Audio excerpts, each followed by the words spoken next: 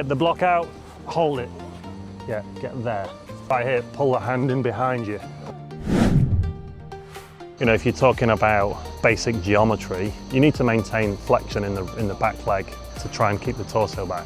So if I land on my back leg like this, and then I push, my torso is too far forward. From a scientific perspective, it makes sense as well. Like if you push off the back leg into the block, unless you've got Steve Backley range here, then you're not going to be able to get the javelin airborne because your body's going that way and the javelin's going that way. So all your forces are kind of disconnected a little bit.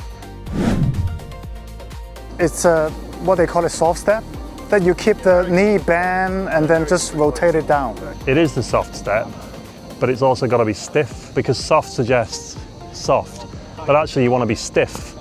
So when we talk about stiffness, we're talking about the ability to resist deformation, so you don't want to collapse. That's why we try to improve reactive strength. We do drop jumps and pogo jumps and all these types of things in training to improve reactive strength and stiffness. We do isometric, so you'll be familiar with the term isometric yielding. So we're basically trying to resist deformation to create stiffness through the Achilles tendon, through the patella tendon, etc.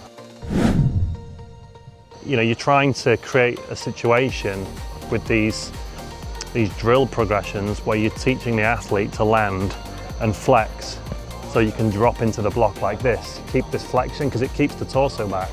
And if you hit an effective block, then your body will rotate forward. And that rotation creates like a segmental acceleration. Every segment of the body accelerates, then it decelerates, before the next one accelerates and then decelerates. And that's the kinetic chain, basically. Can I summarize that from your hip to your foot, from the ground contact, you sort of wanted to maintain the length? You will get some flexion. I was coaching Shu in Shanghai, like he's a big guy, he's 105 kilos, he's 191, 192. Like the reality is when he lands on his back foot contact, he's going to flex because he's moving at 6.5, 7 meters per second. So what you're trying to do is find an optimal amount of flexion for the individual. It's not a one-size-fits-all approach, but I go back to my point that all javelin throwers from a biomechanical perspective should be trying to maintain some back knee flexion post back foot contact through to the block.